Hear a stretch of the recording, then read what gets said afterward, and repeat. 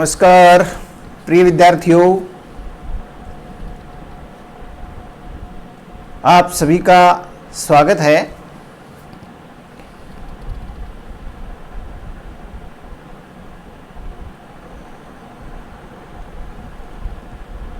BCom part third के इस एबीएसटी के पेपर सेकंड में अपन ने पिछला जो व्याख्यान था उसके अंदर माल की आपूर्ति के संबंध में आपूर्ति के समय का अध्ययन किया था। जैसा कि मैंने आपको पिछले वीडियो में बताया था कि माल की आपूर्ति के संबंध में जब आपूर्ति का समय ज्ञात करना होता है, आपूर्ति का समय जब ज्ञात करना होता है किसी भी समय, तो हम इस पूरे जो चैप्टर को अपने 3 भागों में बांटा था। पहला, जब माल की आपूर्ति का समय ज्ञात करते हैं, दूसरा सेवा की आपूर्ति का समय ज्ञात करते हैं, और तीसरा जो भाग है वो है जब कर की दर में परिवर्तन हो जाता है तो आपूर्ति का समय ज्ञात करते हैं। आज के चूंकि पिछले वीडियो में अपन ने माल की आपूर्ति के समय के बारे में जो है वो अध्ययन किया था, कुछ सर्टेन पॉइंट्स वही रहेंगे, थोड़ा बहुत चेंज आएगा, वो प्रावधान के अंतर्गत जो है विभिन्न प्रावधानों में आएगा। जैसे कि जो माल की आपूर्ति के बारे में सेक्शन 12 था, यहाँ सेवा की आपूर्ति के संबंध में सीजीएसटी की धारा 13 के अंतर्गत जो है वो आपूर्ति के समय को निर्धारित करने के प्रावधान दिए गए हैं। जब सेवा की आपूर्ति की बात होती है तो इसके अंदर मुख्य रूप से जो बातें हैं वो कुछ सर्टेन पॉइंट्स हैं, वो हमें पहले अपने दिमाग में फ्रेम कर लेने हैं कि सेवा की आपूर्ति के बारे में अपने को क्या क्या डिस्कस करना होता है।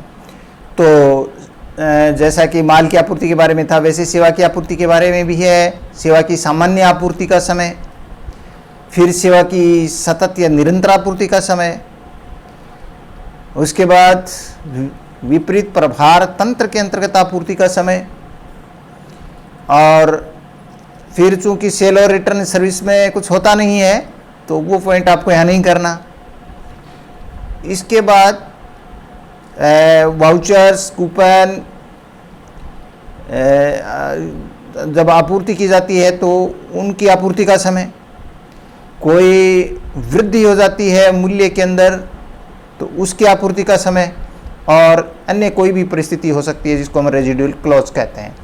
तो इस तरीके से सेवा की आपूर्ति के समय को ज्ञात करने के लिए हम इस पूरे टॉपिक को 6 भागों में डिवाइड करते हैं।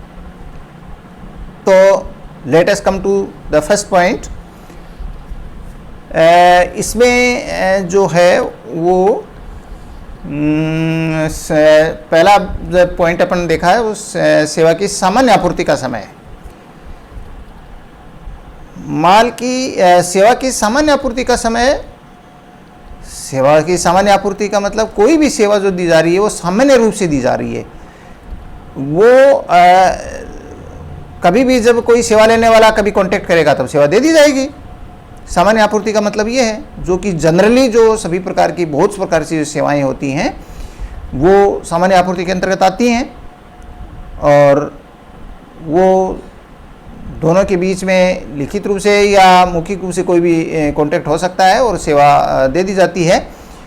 तो ऐसी जब सामान्य आपूर्ति की जाती है सेवा की, तो आपूर्ति का समय निर्धारित करने के लिए इस सेवा की सामान्य आपूर्ति के बारे में 3 अपने सब पॉइंट लिखिए, ए, बी और सी। पहला ए पॉइंट के अंतर्गत जब हम आपूर्ति का समय ज्ञात करते हैं तो ऐसी परिस्थिति हो सकती है कि सामान्य सेवा की सामान्य आपूर्ति में बीजक जो है वो सेवा प्रदाता के द्वारा तय समय सीमा में जारी कर दिया जाता है।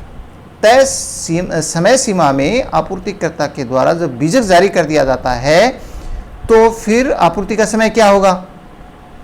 तो इसके अंदर पहली बात हुई कि सेवा प्रदाता के द्वारा बीजक जारी करने की तिथि, जब तय समय सीमा में उसने बीजक जारी कर दिया है तो बीजक जारी करने की तिथि, और दूसरा है भुगतान, सेवा प्रदाता के द्वारा भुगतान प्राप्त करने की तिथि।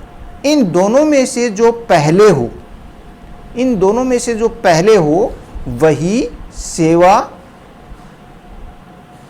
का समय होगा, आपूर्ति का समय कहलाएगा। भुगतान के बारे में अपने को ध्यान रखना है कि भुगतान प्राप्ति की तिथि क्या मानी जाएगी। भुगतान प्राप्ति की तिथि के बारे में ये है कि यदि सेवा प्रापक के द्वारा जब कोई चेक वगैरह दिया जाता है तो ऐसी स्थिति में तो ये हो सकता है कि भाई जिस दिन उसने चेक दिया, प्रविष्टि कर दी बुक्स के अंदर, तो प्रविष्टि करने की तिथि हो गई, और उस चेक को बैंक में जमा करवाया तो पैसा बैंक में जमा हुआ तो बैंक में जमा कराने की तिथि होगी। तो इन दोनों डेट्स में से जो डेट पहले आती है उसी डेट को अपन भुगतान प्राप्ति की तिथि कहेंगे। यानी भुगतान को पुस्तकों में दर्ज करना या बैंक में जमा कराने से जो पहले हो वो भुगतान प्राप्ति की तिथि कहलाएगी।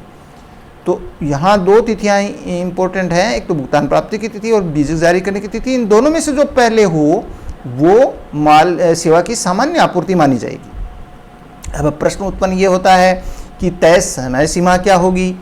तो तय समय सीमा के बारे में आपको बिल्कुल क्लियर ध्यान रखना है कि बीजक जारी करने की जो तय समय सीमा है वो सेवा की आपूर्ति के 30 दिन के भीतर, सेवा की आपूर्ति तिथि के 30 दिन के भीतर बीजक जारी हो जाना चाहिए।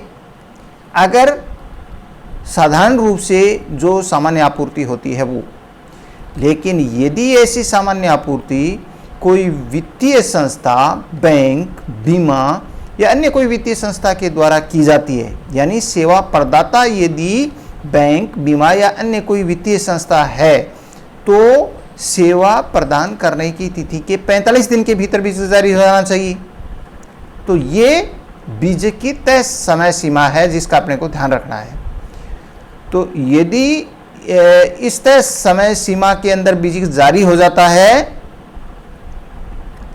तो ऐसी स्थिति में, यानी तय समय सीमा अपने को देखनी है कि भाई 30 दिन के भीतर बीजक जारी हुआ या नहीं, ये 45 दिन के भीतर बीजक जारी हुआ या नहीं।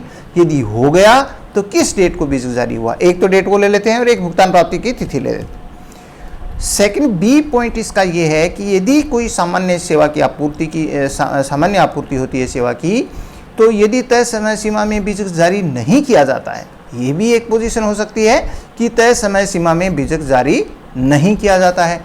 यदि तय समय सीमा यानी 30 दिन या 45 दिन के भीतर बीजक जारी नहीं किया जाता है तो फिर क्या होगा, हम किस तरीके से जो है वो इसकी डेट का समय सीमा को निर्धारित करेंगे आपूर्ति के समय को। तो अगर तय समय सीमा से बाद में जारी किया जाता है, उस तिथि तक जारी नहीं किया जाता है, तो फिर सेवा प्रदान करने की तिथि जो है, यानी आपूर्तिकर्ता के द्वारा जो सेवा प्रदान करने की तिथि है, एक तो वो तिथि यानी जब सर्विसेज को प्रोवाइड किया है, प्रोविजनिंग की वो तिथि, और दूसरी भुगतान प्राप्त करने की तिथि। इन दोनों में से जो पहले हो वो आपूर्ति का समय कहलाएगा। भुगतान की प्राप्त करने की तिथि के बारे में भी वही बात है, जिस तिथि को उसने पुस्तकों में भुगतान को दर्ज किया या जिस तिथि को भुगतान को बैंक में जमा हुआ, इन दोनों में से जो पहले हो वो भुगतान प्राप्ति की तिथि कहलाएगी। तो ये बी पॉइंट हो गया। जब तय समय सीमा में यानी 30-45 दिन के भीतर बीजक जारी नहीं होता है तो भुगतान की तिथि तो होगा ही होगा, लेकिन दूसरी बात होगी सेवा प्रदान करने की तिथि। और तीसरी पोजीशन ये है कि यदि उपयुक्त ए और बी कोई सा भी नहीं होता है, यानी तय समय सीमा में बीजक जारी भी नहीं किया गया है, तय समय सीमा में बीजक जारी करने वाली पोजीशन भी नहीं है, तो फिर उसको हम क्या करेंगे। ऐसी स्थिति में ध्यान रहे आपको, ऐसी स्थिति में शब्द है सेवा प्राप्तिकर्ता के द्वारा सेवा जो प्राप्त की गई है उसकी प्रविष्टि अपनी पुस्तकों में जिस डेट को दर्ज की जाती है वो डेट जो है वो ही आपूर्ति का समय कहलाएगी। ये इंपॉर्टेंट बात है, यहाँ पर ये ध्यान रखें, सेवा प्रदाता के द्वारा अपनी पुस्तकों में प्रविष्टि करने वाली बात नहीं है। यहाँ सेवा प्राप्तिकर्ता जिस दिन ये अपनी पुस्तकों में प्रविष्टि करेगा कि आपूर्ति प्राप्त हो गई है, उसकी प्रविष्टि करेगा, उसी दिन उसको आपूर्ति का समय माना जाएगा। तो ये एक सामान्य आपूर्ति के बारे में ए, बी और सी तीनों बातें थी, वो आपको ध्यान में रखने की हैं। तय समय सीमा के बारे में क्लियर बात ध्यान रखना। तय समय सीमा होती है सेवा की आपूर्ति करने की तिथि के 30 दिन या 45 दिन, जो भी इनमें होता है, जैसी कंडीशन होती है। वित्तीय संस्था में 45 दिन है। ये तो सेवा की सामान्य आपूर्ति के बारे में हुआ। सेवा की सतत आपूर्ति के बारे में भी आपको ध्यान रखना है। वैसे अगर आपको पिछले में अपना माल की सतत आपूर्ति के बारे में भी बताया था, सेवा की सतत आपूर्ति से पहले आपको अभिप्राय पता होना चाहिए। मैंने इसमें मेंशन नहीं किया है क्योंकि अपन पिछले में मेंशन कर चुके थे। यहाँ पर सेवा की सतत आपूर्ति का मतलब सीधा सा एक ही है कि अगर कोई सेवा ऐसी है जिसकी आपूर्ति कम से कम मतलब 3 महीने से अधिक के लिए निरंतर रूप से की जाती है, 3 महीने से अधिक के लिए निरंतर रूप से या एक निश्चित अंतराल या आवर्ती समय के अनुसार उसकी आपूर्ति की जाती है, और भुगतान भी एक निश्चित समय अंतराल के बाद उसको भुगतान को करने की शर्त भी उसके अंदर होती है। तो ऐसी आपूर्ति को अपन क्या कहते हैं? सतत आपूर्ति कहते हैं कि भी एक निश्चित समय अंतराल के बाद में उसका भुगतान करने का अनुबंध होता है, उनके बीच में कॉन्ट्रैक्ट होता है, एक ड्यू डेट होती है, और वो कम से कम ये है कि वो जो इस तरीके की सेवा है वो 3 महीने से ज़्यादा के लिए ही होनी चाहिए, कि भाई आपको वो अनुबंध जो है वो 3 महीने से अधिक की अवधि के लिए होना चाहिए, तभी वो निरंतर सेवा की मानी जाएगी। और दूसरी बात ये है कि कौन सी सेवा है वो निरंतर के अंतर्गत लेंगे। इसके अंतर्गत तो बहुत सी सेवाएं ऐसी हो सकती हैं जो मुख्य रूप से सरकार द्वारा उनको अधिसूचित भी किया जाता है, नोटिफिकेशन उसका जारी किया जाता है कि ये इस सतत आपूर्ति की परिभाषा में आएगी। तो ऐसी कोई सतत आपूर्ति जब की जाती है तो उसके बारे में कैसे है वो आपूर्ति का समय निर्धारित करेंगे। तो इसमें अपने को ये ध्यान रखना होता है कि इसमें जो है मुख्य रूप से, चूंकि अपन ने अभी कहा कि जो सर्विस प्रोवाइडर है और सर्विस रेसिपिएंट है उनके बीच में एक अनुबंध होता है जिसको अपन कॉन्ट्रैक्ट कहते हैं, कॉन्ट्रैक्ट ऑफ सर्विस होता है। तो उस कॉन्ट्रैक्ट के अंदर कोई न कोई ड्यू डेट निर्धारित की जाती है कि भाई आपको भुगतान इस डेट को हर हालत में करना होगा। तो वो ड्यू डेट जो होती है, एक तो वो ड्यू डेट हुई यानी भुगतान उनके अनुबंध के अंतर्गत ड्यू डेट जो वर्णित तिथि होती है उसको अपन कहते हैं। दूसरा, चूंकि वो बीजक जारी करता है एक निश्चित समय अंतराल के बाद में, तो उसके बीजक जारी करने की तिथि हो गई। और तीसरा, वास्तव में उसके द्वारा जो भुगतान प्राप्त करने की तिथि होती है वो हो गई। तो यहाँ पर भुगतान के बारे में आपको क्या ध्यान रखना है? भुगतान की ड्यू डेट जो कि कॉन्ट्रैक्ट में वर्णित है, भुगतान वास्तव में प्राप्त हुआ उसकी तिथि है, और एक बीजक जारी करने की तिथि। तो ये 3 तिथियों में से जो तिथि पहले होती है वही सतत सेवा की स्थिति के अंतर्गत आपूर्ति का समय मानी जाती है। क्लियर बात? ध्यान रहे, सतत आपूर्ति का साधारण अर्थ है 3 महीने से अधिक के लिए निरंतर रूप से कोई सेवा प्रदान की जाती है। एक अनुबंध होता है जिसमें एक निश्चित समय से उसका भुगतान करना या ड्यू डेट में उसका वर्णन होता है। ऐसी सेवाओं को सरकार द्वारा अधिसूचित किया जाता है तो वो सेवाएं निरंतर सेवा के अंतर्गत ली जाती हैं। और इसके अलावा इनके जो सेवा के आपूर्ति का समय होता है वो तीनों बातें इसमें मैंने बता दी। 2 बातें तो सीधी भुगतान से संबंध है, भुगतान की ड्यू डेट और भुगतान प्राप्त होना, और तीसरी बात जो है वो मुख्य रूप से बीजक जारी करने की तिथि होती है। ये सेवा की सतत या निरंतर आपूर्ति के पद में। तीसरा अपना विपरीत प्रभार यानी रिवर्स चार्ज मैकेनिज्म के अंतर्गत जो आपूर्ति की जाती है तो उसमें आपूर्ति का समय क्या निर्धारित होता है। ये अपन जानते हैं अच्छी तरह से कि रिवर्स चार्ज का जो दायित्व होता है वो किसका होता है? Recipient of the service. क्योंकि जो service provider that is an registered dealer, यानी डीलर शब्द अपन के सर्विस प्रोवाइडर वो एक अपंजीकृत सेवा प्रदाता है, या जिसको अपन कह सकते हैं कि वो ऐसी कंपोजिशन योजना वाले होते हैं जैसे माल के अंदर। तो वो जब अनरजिस्टर्ड से कोई सेवा प्रदाता, तो रजिस्टर्ड व्यक्ति जब सेवा लेता है तो उसका दायित्व होता है टैक्स के भुगतान करने का। तो आपूर्ति का समय क्या माना जाएगा ऐसी स्थिति के अंदर? जो आपूर्ति का समय विपरीत प्रभार वाले में है, एक तो इसमें वो डेट वाली होती है जो भुगतान जिस डेट को करता है, वो तो एक इम्पोर्टेंट बात होती है कि भुगतान जिस डेट को किया जाएगा वो भुगतान करने की तिथि होती है। और भुगतान करने की तिथि कौन सी होती है ये अपने को पता ही है कि जिस डेट को वास्तव में उसने पुस्तकों में भुगतान करने की प्रविष्टि की, या बैंक में जिस डेट उसके खाते से डेबिट हो गया उन दोनों में से जो पहली तिथि होती है वो भुगतान करने की तिथि होती है। दूसरी तिथि होती है बीजक जारी करने किसके द्वारा, जो सेवा प्रदाता जो है उसके द्वारा जो बीजक जारी किया गया था, उस बीजक जारी करने के 60 दिन बाद की स्थिति, या इसने 61वां दिन लिख दिया तो एक ही बात है। जो बीजक जारी करने की तिथि किसके द्वारा, आपूर्तिकर्ता के द्वारा, सेवा आपूर्तिकर्ता के द्वारा बीजक जारी करने की तिथि के 60 दिन बाद की जो तिथि आती है वो तिथि, तो इन दोनों तिथियों के अंदर में से जो भी, जहां पर अपना को ध्यान है कि माल की आपूर्ति के अंतर्गत आपको ध्यान होगा कि उसमें था 30 दिन या 31वें दिन की, यहाँ पर ये 30 दिन के स्थान पर 60 दिन है सेवा के बारे में। ये डिफरेंस है जो आपको ध्यान रखना है। तो सेवा की सतत आपूर्ति के अंतर्गत ये दो बातें इंपॉर्टेंट हुई, भुगतान प्राप्त करने की तिथि और सेवा प्रदाता के द्वारा बीजक जारी करने के 60 दिन के बाद की तिथि। इन दोनों में से जो पहले हो, इन दोनों में से जो पहले हो वही आपूर्ति की का समय मानी जाएगी। अब एक सिचुएशन ये हो सकती है कि न तो वो इस फर्स्ट में आता है, यानी भुगतान प्राप्त करने की तिथि वाली भी बात भी पता नहीं लगता है, और सेवा इसके अंतर्गत जो है वो बीजक जारी करने की तिथि का भी पता नहीं लगता है। तो फिर ऐसी दोनों परिस्थितियां भी अगर नहीं आ रही हैं कोई, तो फिर क्या करना होता है, तो फिर ऐसी स्थिति में सेवा प्राप्तिकर्ता के द्वारा अपनी बुक्स में सेवा आपूर्ति की प्रविष्टि करना, सेवा प्रदाता द्वारा नहीं, सेवा प्राप्तिकर्ता के द्वारा जिस डेट को यह प्रविष्टि की जाती है अपनी लेखा पुस्तकों में आपूर्ति की, वही आपूर्ति का समय माना जाएगा।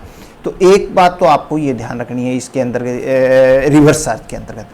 दूसरी इंपॉर्टेंट बात रिवर्स चार्ज के अंतर्गत ये रखनी है कि यदि कोई संबद्ध उपक्रम, जिसको एसोसिएटेड एंटरप्राइज कहते हैं, यदि कोई संबद्ध उपक्रम जो भारत के बाहर स्थित है उससे यदि कोई सेवा प्राप्त की जाती है, तो चूंकि वो भी रिवर्स चार्ज हो गया, तो ऐसी सेवा प्राप्त करने की स्थिति में आपूर्ति का समय क्या होगा।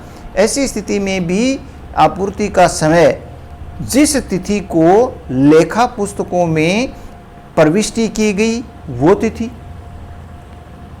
या भुगतान प्राप्त करने की तिथि, सॉरी भुगतान प्राप्त नहीं होगा, इसमें तो भुगतान करेगा क्योंकि वो तो खरीद रहा है ना, तो भुगतान सेवाएं ले रहा है तो भुगतान करने की तिथि, इन दोनों में से जो पहले हो वही आपूर्ति का समय कहलाएगा। तो आप रिवर्स चार्ज के अंतर्गत दो प्रकार के नोट्स देंगे। पहला नोट, यदि उपयुक्त फर्स्ट सेकंड में वो नहीं आता है, यानी न तो भुगतान वाली डेट आ रही है और न ही दूसरी जो डेट है बीजक जारी करने के 60 दिन के बाद वाली, तो फिर ऐसी स्थिति में जो है वो लेखा पुस्तकों में उसके द्वारा प्रविष्टि करने की तिथि, सेवा प्राप्तिकर्ता के द्वारा सेवा की प्रविष्टि, भुगतान की नहीं, सेवा की प्रविष्टि करने की तिथि होती है, वही आपूर्ति का समय कहलाएगी।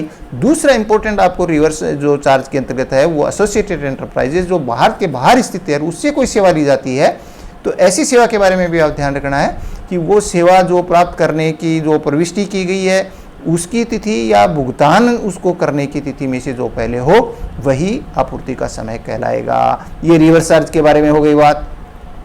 अब चौथी बात आती है अपनी वाउचर्स की आपूर्ति के बारे में। वाउचर्स की आपूर्ति करने के बारे में वो वैसी बात है जो कि सेवा माल की आपूर्ति के बारे में थी, यानी यदि जिस डेट को वाउचर्स की आपूर्ति की गई है और उस समय ये पता हो कि किस तरीके की सेवा जो है उस वाउचर्स में लिखी गई होगी, यदि पहले से डिफाइंड है, अगर वो इस तरीके की सेवा पहले से डिफाइंड है, पता है कि ये निश्चित सेवा दी जाएगी, यही ये ऐसे वाउचर जारी करते समय पता है, तब तो ऐसे वाउचर को जारी करने की जो डेट होगी वही आपूर्ति का समय होगी।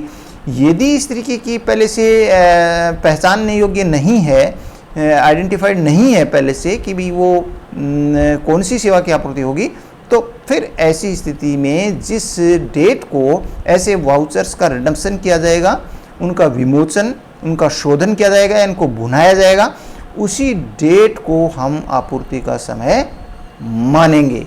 ये बात आपको ध्यान रखनी है। तो ये तो वही बात हुई जो कि माल की स्थिति में जो कूपन जारी किए जाते हैं, माल संबंधी कूपन, तो जो डेट होती है वही बात यहाँ पर सेवा की आपूर्ति के बारे में है। इसके बाद में अपन आते हैं, नेक्स्ट पॉइंट है आपूर्ति के मूल्य में वृद्धि होने पर आपूर्ति का समय। तो ये जो आपूर्ति के मूल्य में वृद्धि वाली बात भी यही वही बात है, यानी कि जैसे माल की आपूर्ति के अंदर ये था कि समय पर भुगतान नहीं किया तो ब्याज लगा, पेनल्टी लगा, कोई अर्थदंड जुर्माना लगा।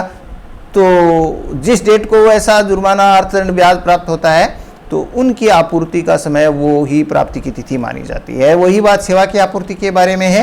एक सर्विस प्रोवाइडर ने सेवा दी, निर्धारित ड्यू डेट पर पैसा नहीं मिला, उसके पेनल्टी, इंटरेस्ट, ब्याज वगैरह कुछ लगाया गया जुर्माना, तो उस जुर्माने, अर्थदंड, ब्याज जो भी लगाया गया है उसकी राशि को अपन आपूर्ति का समय, जिस डेट को इस तरीके की राशि प्राप्त होती है, ये एक तरह से अतिरिक्त प्रतिफल हुआ। और उस प्रतिफल की राशि यानी इस अतिरिक्त राशि को अपन जो है वो जिस डेट को ये राशि प्राप्त होती है वही उसकी आपूर्ति का समय कहलाएगा। ओके। और छठा और लास्ट है वो अन्य दशाओं में यानी रेजिडुअल क्लॉज हुआ, बची हुई बात हुई, अवशिष्ट वाक्यांश हुआ। वो रेजिडुअल क्लॉज क्या कहता है कि यदि उपयुक्त प्रकार से कोई भी डिसीजन नहीं हो सकता है तो ऐसी स्थिति में जिस डेट को सर्विस प्रोवाइडर अपनी सेवा के जो विवरणी जो है वो अगर वो प्रस्तुत करता है, सामयिक विवरणी, पीरियडिकल जो रिटर्न्स प्रस्तुत करता है, तो वो प्रस्तुत करने की तिथि कहलाएगी। और यदि ऐसा नहीं है, यानी वो सामयिक विवरणी प्रस्तुत नहीं करता है, तो जिस डेट को वो टैक्स का पेमेंट करता है यानी कर का भुगतान करता है, वो कर भुगतान की तिथि ही आपूर्ति का समय कहलाएगा। तो इसके अंदर तो वही बात हुई जो कि माल की आपूर्ति के बारे में थी, वही सेवा की आपूर्ति के बारे में है। पॉइंट्स ऑलमोस्ट वही रहते हैं, लेकिन थोड़ा थोड़ा परिवर्तन जो है वो इसके अंदर होता है। जैसे आप एक बेसिक फर्क ये देखेंगे कि माल की सामान्य आपूर्ति के अंतर्गत अपने भुगतान तिथि को अवॉइड किया। यद्यपि भुगतान तिथि को प्रोविजन से नहीं हटाया गया है, लेकिन माल की सामान्य आपूर्ति के बारे में कोई एडवांस पेमेंट प्राप्त होता है तो उसको अपन कंसीडर नहीं करते हैं। लेकिन यहाँ पर सेवा की सामान्य आपूर्ति में ऐसा नहीं है। सेवा की सामान्य आपूर्ति के अंतर्गत तो जो भी भुगतान प्राप्त होता है वो तिथि यहाँ पर इम्पोर्टेंट हो जाती है।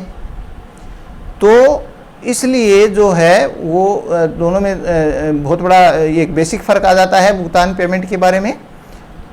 तो ये बात आपको अंतर ध्यान रखना है। बाकी पॉइंट्स लगभग वही आते हैं। कहीं भी जारी करने की नियत तिथि का थोड़ा अंतर आ जाता है। जैसे रिवर्स चार्ज के अंदर आप देखा कि वो इसमें 30 दिन बाद का था, इसमें 60 दिन के बाद की तिथि है। तो सेवाओं की कुछ नेचर जो होती है उसके आधार पर थोड़ा बहुत डिफरेंस आ जाता है समय के अनुसार। बाकी काफ़ी चीज़ें मिलती जुलती सी होती हैं। तो ये बातें आपको सेवा की आपूर्ति के बारे में अपन ने देखा। इस तरीके से इस चैप्टर का दूसरा भाग अपना पूरा होता है। तीसरे भाग के बारे में अपन नेक्स्ट वीडियो में देखेंगे, जबकि कोई कर की दर में परिवर्तन हो जाता है और उसके बाद कर की दर में अगर परिवर्तन हो जाए तो फिर अपन उसको आपूर्ति का समय कौन सा मांगे, ये अपने को डिसाइड करना है। तो वो अपन उस वीडियो में अध्ययन करेंगे इस आपूर्ति के समय की बातें के लिए। तो आज के लिए इतना ही। आपसे फिर मैं आपसे एक रिक्वेस्ट कर रहा हूँ, आप वीडियो में जो कुछ बातें अपने लिखी गई हैं, इसमें जो बताई गई हैं वो साथ आपकी स्क्रीन पर सामने हैं। यदि कोई ऐसा आपके इस स्क्रीन से समझ में नहीं आती है कोई बात, तो आप इसके जो नीचे जो वीडियो के नीचे जो डिस्क्रिप्शन बॉक्स है उसके अंदर आपको जो है वो PDF फॉर्मेट के रूप में आपको लिंक मिलेगा। वहाँ से जाकर के आप PDF को डाउनलोड करके नोट्स को आप जब भी केवल नोट्स पढ़ना चाहते हैं एक एक पॉइंट को, तो आप वहाँ से अध्ययन कर सकते हैं। तो ये आपको सुविधा इसके अंदर आपको मिल जाएगी। तो आज के लिए इतना ही। धन्यवाद।